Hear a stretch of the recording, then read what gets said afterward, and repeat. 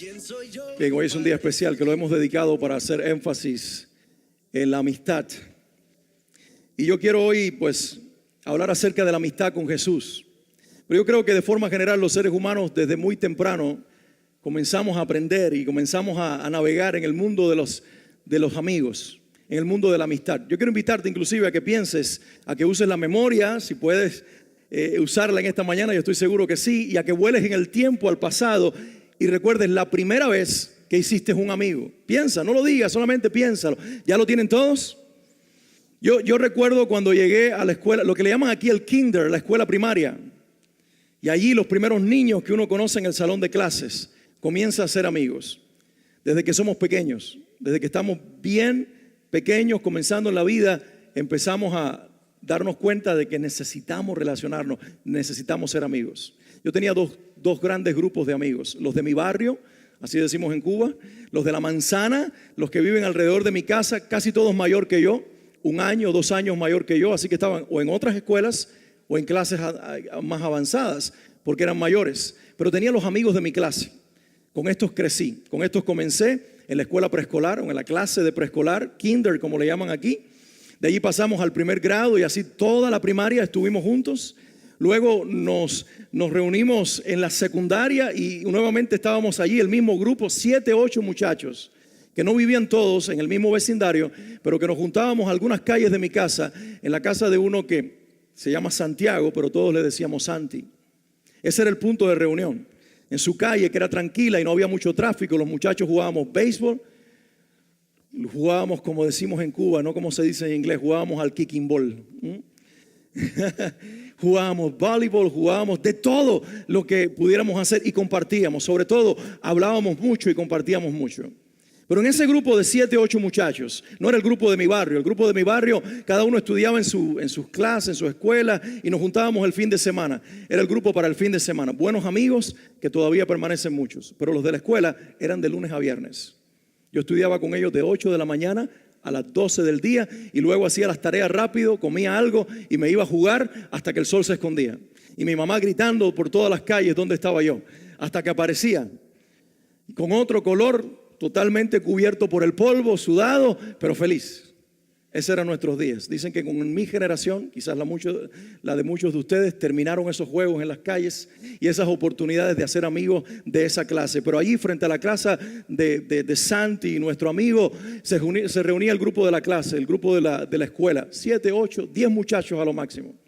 Pero ninguno de nosotros competíamos con la amistad que tenía Santiago con otro de nuestros amigos. Ellos eran los 2 mejores amigos. Desde que se conocieron en la primaria, eran inseparables. Eran de color de piel diferente, pero eran hermanos. Se llamaban diferente, pero eran hermanos. Ellos decían que eran hermanos de madres distintas. Ellos siempre andaban juntos y algunos de nosotros los acompañábamos, pero sabíamos que en esa relación de amistad nadie podía entrar porque ellos con una sola mirada se comunicaban. Así pasó el tiempo. Ya yo no tuve que estudiar con ellos o no pude estudiar con ellos en lo que llaman aquí el high school, en Cuba le llaman el preuniversitario, porque yo fui a un preuniversitario regular y ellos se fueron a una escuela técnica. Así que nos separamos en cuanto a estudio, pero nos juntábamos en las tardes y nos íbamos a jugar béisbol y a compartir como cuando éramos niños. Luego llegó un día que quizás fue un poco triste para ellos porque se los llevaron al servicio militar obligatorio.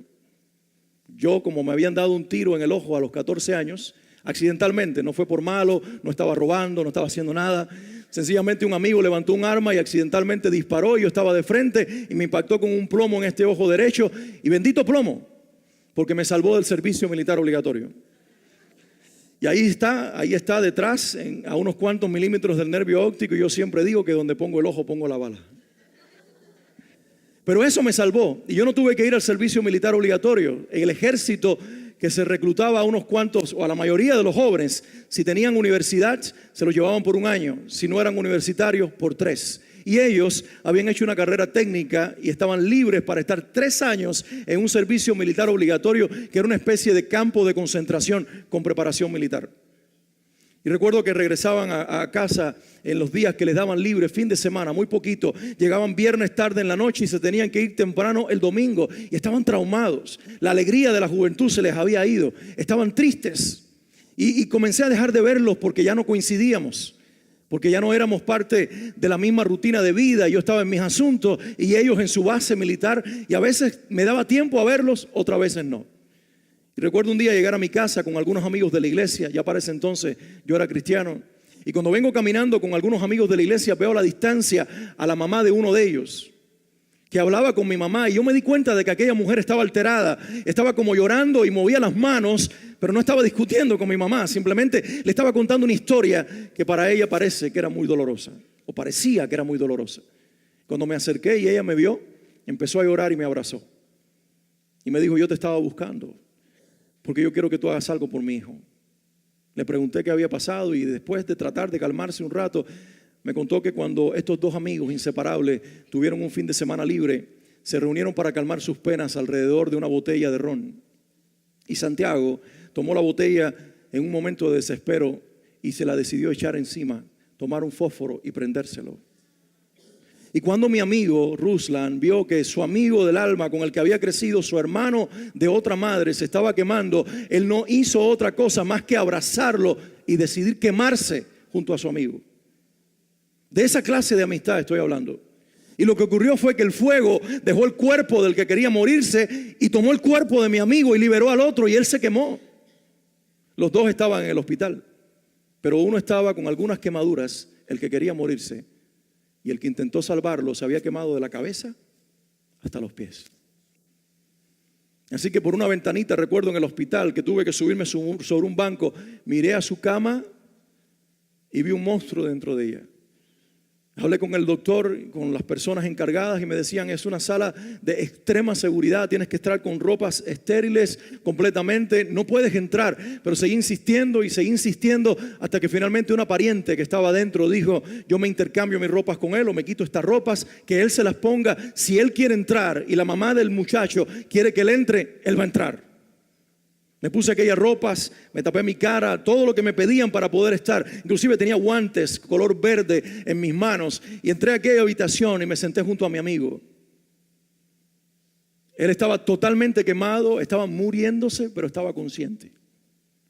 Y me senté a su lado y le dije: mi amigo, Dios quiera que después de este momento nos podamos volver a ver, pero no hay garantía. Pero yo sé que hay una oportunidad para que, aunque no nos veamos aquí, nos podamos ver allá.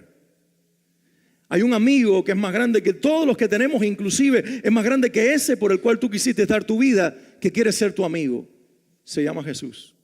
Y si tú pones tu vida hoy en sus manos, lo primero que Él te va a dar es la tranquilidad y la paz de la vida eterna. Y si mueres, con Él morirás. Y si mueres, la muerte para el que cree no es el final de la existencia, sino la transición a una vida eterna donde tú me vas a esperar y yo te voy a ver. Pero además, mi amigo Jesús te puede salvar el cuerpo. El doctor me había dicho: no le des falsas esperanzas. Me dijeron que eres cristiano, me dijeron que vienes a orar por él, pero te voy a pedir un favor: no les des falsas esperanzas, porque él esta noche se muere.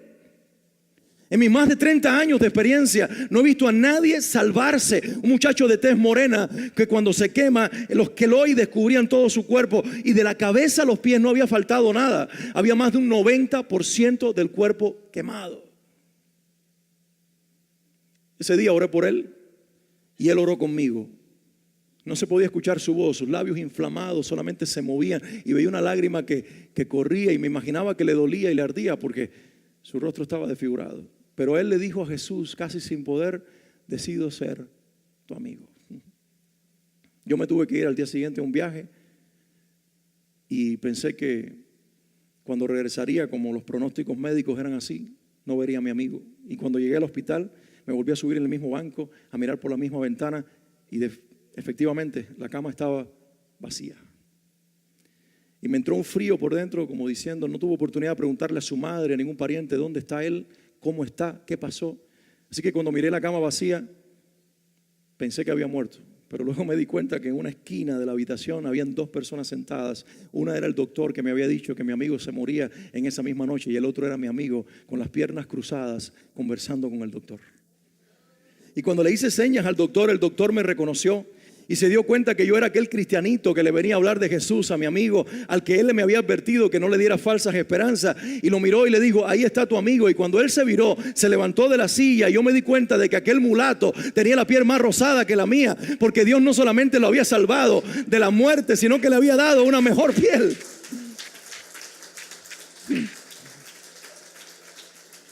Lo único que le quedó de aquel momento fue una marca detrás de la oreja que siempre lo molestaba, diciéndole, ahí quedó algo como para recordarte y no olvidarte jamás que Jesús te cambió la vida. Hay grandes amigos. Este amigo, como él, he conocido pocos. Uno que es capaz de morir por el otro.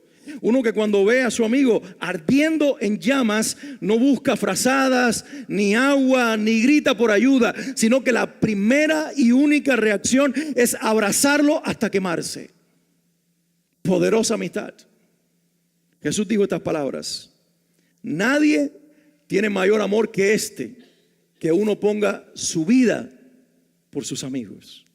Si queremos medir la amistad y saber quién es nuestro verdadero amigo, es aquel que estaría dispuesto a morir por cada uno de nosotros. Como Ruslan lo hizo por Santiago en un momento de extrema desesperación y arriesgó su vida a favor del otro. No existen muchos seres humanos así sobre la tierra. Muy pocos son capaces de dar su vida por los amigos y por los buenos. Jesús dijo, de hecho, va a haber muy poca gente que sea capaz de morir por los otros. Y si lo intentan, morirán por los buenos, morirán por los justos, morirán por los que vale la pena. Pero nadie es capaz de atreverse a morir por los malos, por los enemigos, por los detractores, por los que le hacen daño, por los que le dan la espalda, por los que lo niegan. Solo uno. Y ese solo uno se llama Jesús. Él nos vio a nosotros y vio toda la humanidad desde su edad entre nosotros hasta nuestro tiempo. Vio detractores, vio enemigos, vio incrédulos, vio escépticos, vio personas de toda clase y decidió morir por cada uno de nosotros. Con todo y que la historia de mi amigo me impresiona, no me impresiona más que la historia de Jesús. Hoy quiero leerles una narración en los evangelios. Lucas, el evangelista, cuenta la historia de un hombre que fue encontrado y transformado por Jesús. Y dice así: y arribaron a la tierra de los Gadarenos, que está en la ribera opuesta a Galilea. Y al llegar a tierra, vino a su encuentro un hombre de la ciudad endemoniado desde hacía mucho tiempo. Y no vestía ropa, ni moraba en casa, sino en los sepulcros. Este, al ver a Jesús, lanzó un gran grito y postrándose a sus pies, exclamó a gran voz: ¿qué tienes conmigo, Jesús, Hijo del Dios Altísimo? ¿Qué tienes conmigo, Jesús, Hijo del Dios Altísimo? Te ruego que no me atormentes. Porque Jesús mandaba al espíritu inmundo que saliese del hombre, pues hacía mucho tiempo que se había apoderado de él, y le ataban con cadenas y grillos, pero rompiendo las cadenas era impelido por el demonio a los desiertos. Y le preguntó Jesús diciendo: ¿cómo te llamas? Y él dijo: Legión, porque muchos demonios habían entrado en él. Y le rogaban que no los mandase ir al abismo. Había allí un hato de muchos cerdos que pasían en aquella región, en el monte, y le rogaron que los dejase entrar en ellos, y les dio permiso. Y los demonios, salidos del hombre, entraron en los cerdos, y el hato se precipitó por un despeñadero al lago y se ahogó. Y los que apacentaban los cerdos, cuando vieron lo que había acontecido, huyeron y dieron aviso en la ciudad y por los campos, y salieron a ver lo que había sucedido, y vinieron a Jesús y hallaron al hombre de quien habían salido los demonios. Gócese, iglesia, gózate en esta descripción y en esta declaración. Y hallaron al hombre de quien habían salido los demonios sentado a los pies de Jesús, vestido y en su cabal juicio, y tuvieron miedo. Y los que lo habían visto les contaron cómo había sido salvado el endemoniado. Y el hombre de quien habían salido los demonios le rogaba que le dejase estar con él. Pero Jesús le despidió diciendo: vuélvete a tu casa y cuenta cuán grandes cosas ha hecho Dios contigo. Y él se fue, publicando por toda la ciudad cuán grandes cosas había hecho Jesús con él. Es una historia de tantas en los evangelios, pero aunque no lo veamos así a simple vista, es una historia de amistad. Es la historia de uno que es enemigo de Dios, es enemigo de la fe, pero que sin embargo Jesús va para reconciliarlo con Él, con el Padre, con el cielo y con cada uno de los que creen. Es alguien que está perdido y es rechazado por todos, mas es encontrado por Jesús. Porque insisto, muy pocos dan la vida por sus amigos, pero uno solo da la vida por sus enemigos para convertirlos en sus amigos. Te hablo de Jesús. Dile al que está cerca de ti, así un codacito como que no quiere las cosas, y dile, te están hablando a ti, te están hablando de Jesús. Él quiere tener una amistad contigo. Él quiere ser el más cercano, el más íntimo a tu vida. Él quiere darte lo que nadie te ha podido dar. Ahora présteme su atención un momentito, porque quiero describir rápidamente con 4 argumentos o 4 razones cómo Jesús decidió ser amigo de este hombre. La primera, Jesús lo buscó cuando todos lo rechazaron.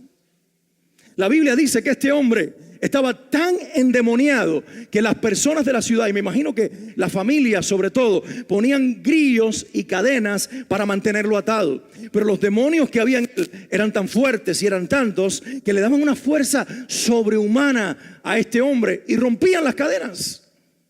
Así que el hombre salía corriendo a los desiertos y se mantenía aislado de todos.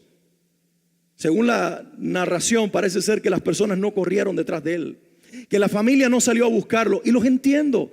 ¿Los entienden ustedes también? Porque cuando uno conoce a alguien tan violento y tan peligroso, llega un momento que lo deja por perdido, que lo dejamos ir, que ya no vamos tras ellos, que no los buscamos, que los dejamos en sus cuevas y en sus desiertos porque son indomables e inalcanzables.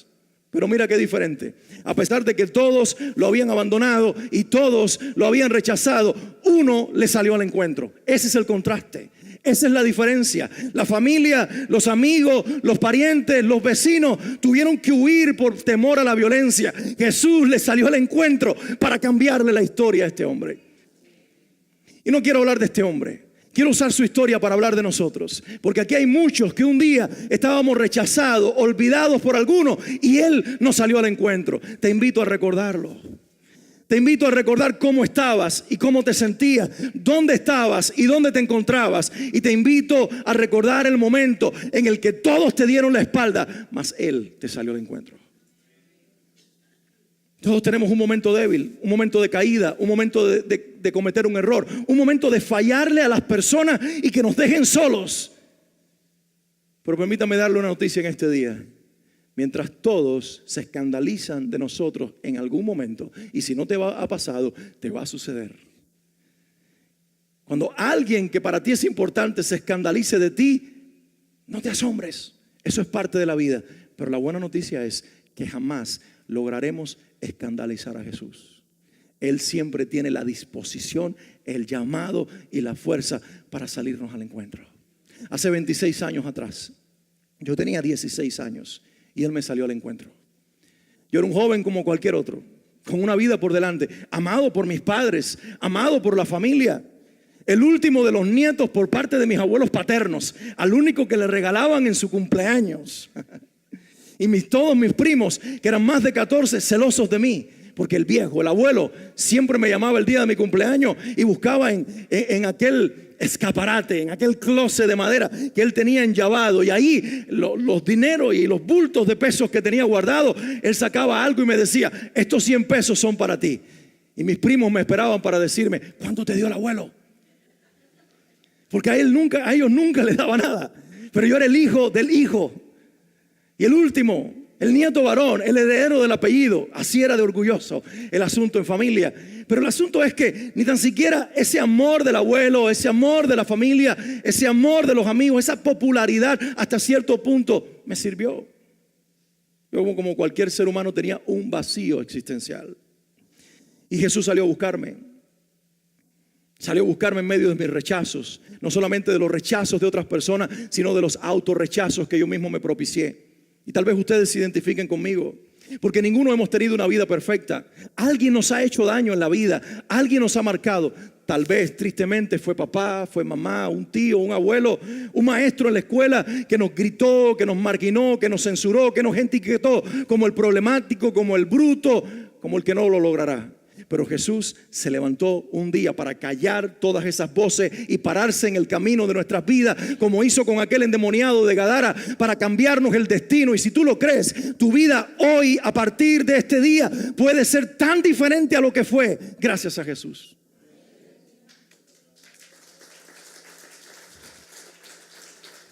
Así que lo primero que él hizo fue buscar al rechazado. Ese es el amigo que hoy vengo a presentarte. Uno que no se aísla de los que los demás marginan, que no se deja llevar por las opiniones, sino que busca al rechazado hasta alcanzarlo. Lo segundo que Jesús hace es que él enfrentó a lo que atormentaba a aquel hombre. La razón por la que la gente lo abandonó era por los demonios que estaban en el hombre.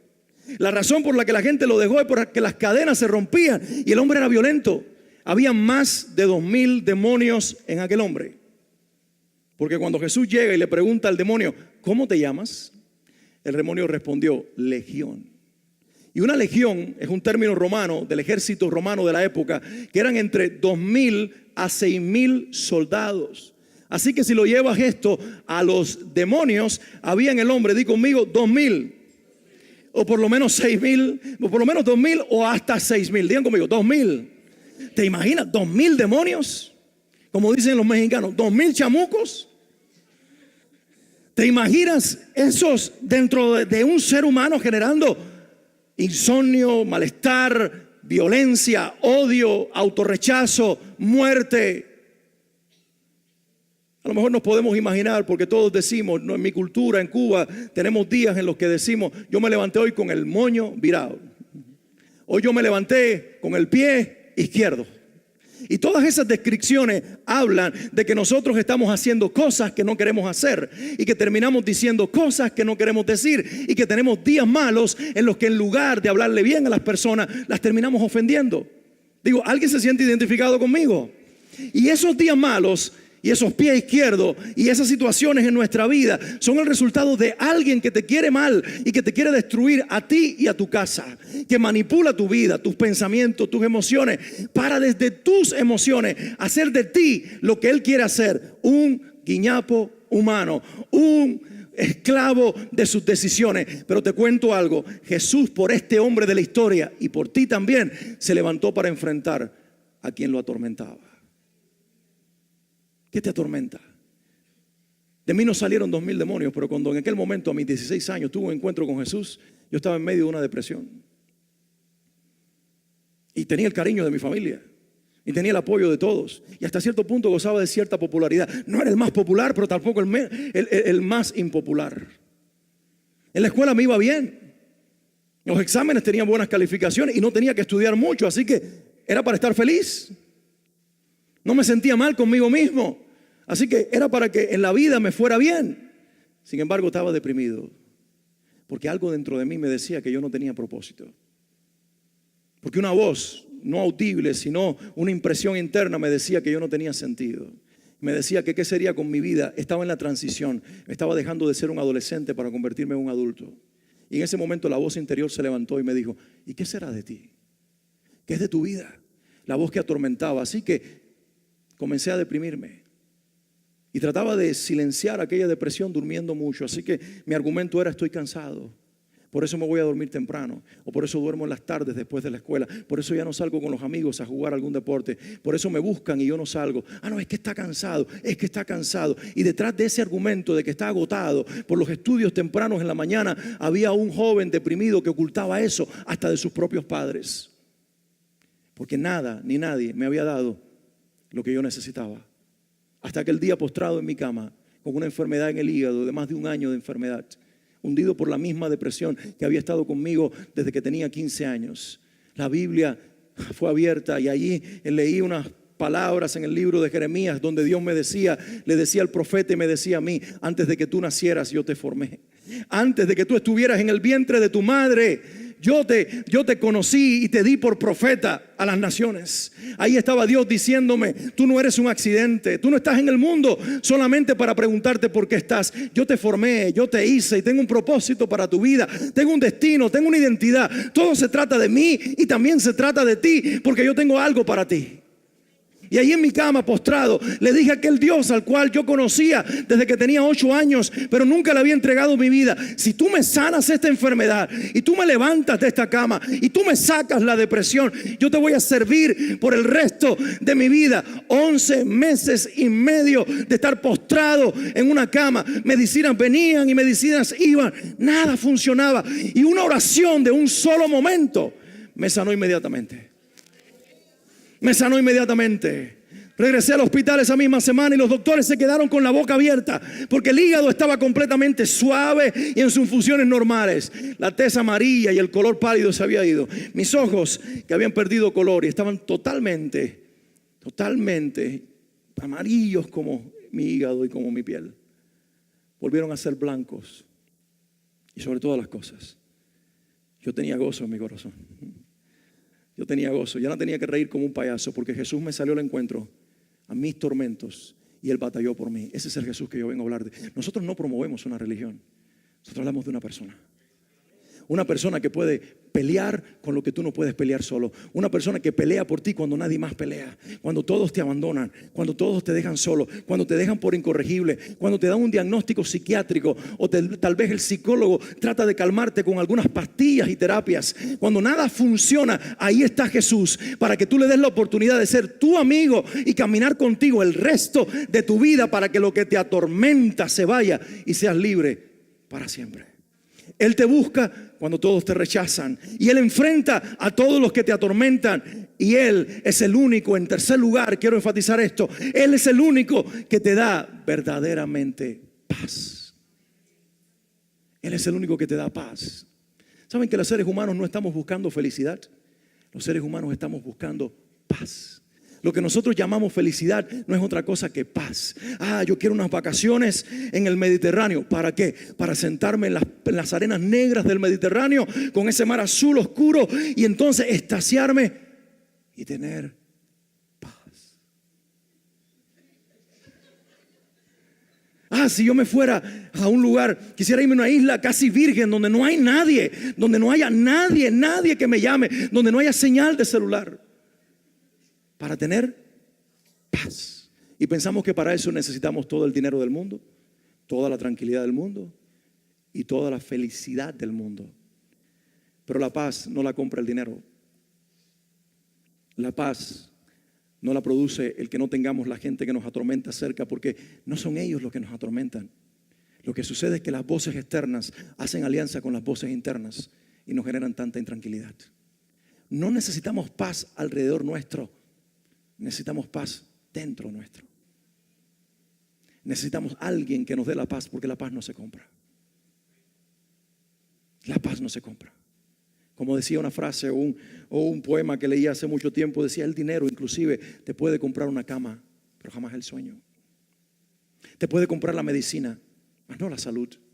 Te puede comprar el somnífero, pero no darte paz. Te puede comprar un crucifijo, mas no a Cristo. Él es una persona. Y como cantábamos en esta mañana, el regalo de vida que nos da no se gana ni se merece, es por gracia. Y la gracia es un regalo que nosotros no nos merecemos. La gracia es lo que Jesús nos ofrece a través de su persona. Me fascina cuando los demonios salieron de este hombre, los puercos se despeñaron por aquel abismo, la gente del pueblo salió a contar lo que había pasado. Cuando todos regresaron, no sé si notó cuando yo leía esta parte de la narración, cuando todos regresaron, el hombre que andaba sin ropa, con pedazos de cadena y de grillos en sus manos, desesperado, loco, sin paz, estaba vestido, sano completamente. Y dice la Biblia, sentado a los pies de Jesús en perfecta paz. En perfecta paz. Tenemos a veces personas que vienen a nuestras iglesias aquí o a cualquier otro lugar y luego cuando se van nos dicen: yo quisiera tener esta experiencia todos los días porque yo sentí aquí tanta paz.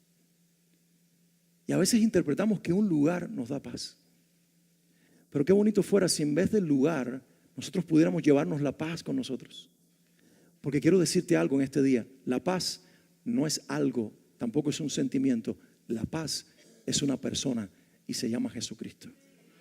Antes de que Él naciera, 7 siglos antes, Isaías, un profeta, dijo esto: ustedes van a recibir un rey, un niño nacerá y en forma de niño vendrá el rey de la humanidad y será llamado su nombre Príncipe de Paz. La paz no la compramos con el dinero, la paz no la generan las relaciones, la paz no la da el estar solo en una isla sin nadie, la paz nos las entrega Jesucristo. Te pregunto en este día, ¿tienes paz? Porque si el hombre de la historia, con todos sus demonios y su intranquilidad, la encontró en Jesús, tú también, mi amigo, tú también, mi amiga. Y por último, Jesús te ofrece verdadero propósito. La cantidad de personas que en este mundo vive desorientada. De hecho, la psicología ya acuñó este diagnóstico, que fue lo que me sucedió a mí a mis 16 años, y no había diagnóstico, por lo menos yo no lo conocía. Le llaman la depresión blanca.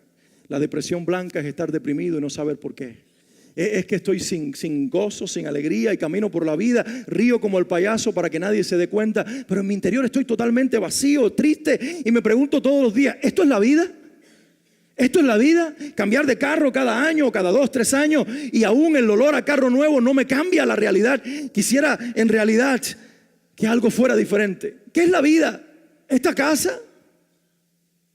¿La familia? ¿El trabajo? ¿Las nuevas vacaciones? Y andamos por la vida llenos de insatisfacción y llenos de infelicidad, deprimidos de una depresión sin razón. Bueno, sí tiene una causa, solo que la psicología no la encontró.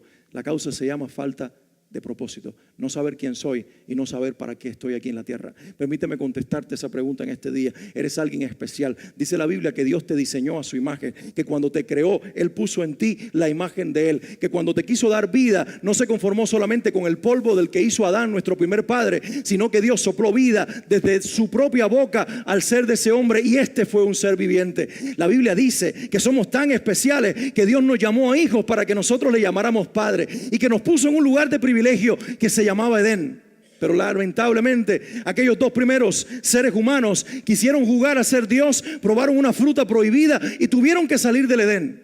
Y ahí vino el desastre, el fracaso, la insatisfacción, el tormento que la raza humana tiene. Pero en medio de toda esta hecatombe y de esta destrucción se levantó uno que vino en forma de niño, creció como cualquier ser humano, fue el más humilde de los humildes, el más pobre de los pobres, siendo el más rico de los ricos, para que tú por medio de él, que se hizo pobre, llegues a ser rico en espíritu, y para que tú, siendo débil, por medio de él que se hizo débil, llegues a ser fuerte como él lo es. Así de especial eres para Dios. Así de grande eres para Dios. Así de propósito tienes para la eternidad. Tu vida no es un derroche de existencia. Tu vida, por el contrario, es una razón de existir, porque gira alrededor de la persona de Dios que te dice: te puse sobre la tierra porque en ti encuentro satisfacción. Como el padre cuando ve nacer a su hijo o su hija y los tenemos en nuestros brazos, esa primera experiencia satisfactoria de tener a uno que viene de nosotros, ese momento incomparable. Así te ve Dios. No es un Dios enojado, no es un Dios rechazando a la humanidad, no es un Dios buscando nuestras faltas para destruirnos. Es uno que quiere ser Padre perdonador, cubrir todas tus faltas, quitar todos tus tormentos, romper todas tus cadenas, ponerte ropa limpia, ponerte identidad, darte paz y regalarte propósito. La Biblia dice que el hombre de esta historia, cuando vio que Jesús se marchaba, Jesús lo abrazó, lo besó y se fue a subir al bote con sus 12 discípulos, y el hombre vino corriendo y le dijo: por favor Jesús, déjame irme contigo.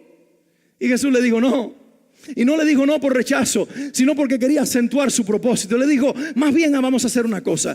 Tú te vas a regresar al lugar donde te rechazaron. Tú te vas a volver al lugar donde te temían. Y cuando llegues a ese lugar, calmado, cuerdo, vestido, limpio, tú le vas a decir a cada una de esas personas que tú me encontraste a mí y yo te encontré a ti, y por causa de eso tú eres libre. Y les vas a contar que ellos también pueden ser libres en sus tormentos gracias a mí. Ve y cuéntales cuán grandes cosas yo he hecho contigo. Y el hombre no tuvo que decírselo 2 veces. El hombre despidió a Jesús y le dijo: ya no hay razón para estar en ese bote, porque ahora entiendo que aunque no te veré más físicamente, Jesús, tú vas conmigo a donde quiera que yo vaya. Esa es la experiencia de fe de cada uno de los que estamos aquí. No necesitamos ver a Jesús para verlo. Lo vemos a través de la fe. Él nos da demasiadas evidencias y Él nos confirma cada día que nuestra vida sí tiene sentido. No lo tiene en el bolsillo cuando guardamos dinero, no lo tiene en el éxito cuando recibimos aplausos, no lo tiene en la euforia de un momento donde todo esté marchando bien. Lo tiene 24 horas, 7 días de la semana, cuando al poner nuestros pies en el nuevo día sobre el suelo de nuestra habitación, sabemos que ahí nos está esperando el Señor de nuestras vidas, el Padre de nuestra existencia, para decirnos: tengo propósito para ti, eres especial en mis brazos. Si decides creer esto en este día, tu vida puede cambiar. ¿Recuerdan a mis amigos del comienzo? Mi amigo, el que decidió abrazar al que se estaba muriendo, ¿lo recuerdan? El que se quemó a favor de su amigo, el que intentó dar su vida por el otro. Pues resulta que ese momento en sus vidas los separó para siempre. Porque luego las familias se pelearon. Y vinieron los reclamos, y vinieron las amenazas, y entre ellos mismos hubo incomprensión a partir de ese momento, porque hubo resentimiento y hubo dolor por un momento en el que uno casi muere salvando al otro. Porque los seres humanos, aunque tenemos reacciones muy buenas, no estamos preparados para morir por otros. Solo uno, siendo hombre, pero también siendo Dios, tenía la capacidad de morir por todos y no resentirse con ninguno. Solo uno, siendo hombre, muriendo por todos, sabiendo de antemano que seríamos nosotros detractores y enemigos de Él, incrédulos, que nos tomaríamos el derecho de decir: yo no creo en Dios, o yo creo a mi manera, o yo creo como yo quiera. Y todos esos argumentos Él los conoció de antemano, y aún así se dejó crucificar. Y cuando una multitud, como una jauría de lobos que querían despedazarlo, le daban vinagre en lugar de agua, lo escupían y le maldecían diciendo: sálvate a ti mismo si eres Dios y bájate de la cruz, con un ladrón a su lado que le gritaba estas palabras y una multitud que la repetía sin cesar. Jesús solamente decía esto: Padre, perdónalos, porque ellos no saben lo que hacen. Es el único amigo que no se separa de sus enemigos, porque Él sabe que su amistad nos conviene y nos puede convertir en amigos de Él para siempre. ¿Te gustaría hoy estrechar este lazo? ¿Te gustaría hacer una amistad con Jesús para siempre? Él te dio el don de la fe. Con ese mismo don te sentaste en esa silla en esta mañana y creíste que te iba a aguantar. Claro, algunos tuvieron más fe que otros, yo entiendo eso. El que no lo entendió, luego PCC. Pero Dios te dio la fe para creer que tu auto te traería aquí esta mañana, que la llave de tu casa abre la puerta y la cierra. Dios te dio la fe para creer que tu familia regresaría a casa la noche de anoche y dormiría a tu lado. Dios te dio la fe para creer que hoy te levantarías, y por eso anoche quizás algunos escogieron la ropa que se iban a poner hoy. Eso es fe, mis queridos. Cuando uno prepara de antemano el día siguiente pensando que va a tener vida, es porque da por sentado y cree que va a haber vida. Se llama fe. Yo te pido que esa misma fe que te permitió sentarte en esa silla, subirte a tu auto, esperar a tu familia de regreso a casa la noche de ayer y hasta poner tu ropa en algún lugar separado, pensando con certeza que te la ibas a poner hoy, la canalices y la enfoques como un rayo láser en una sola dirección y la pongas en la persona de Jesús. No lo ves, pero Él está aquí, y si lo crees, lo podrás ver. Él te manifestará su paz, Él te dará su amor, Él te abrazará con su gracia y Él te regalará el don de la vida. Te invito a que te pongas de pie en esta mañana.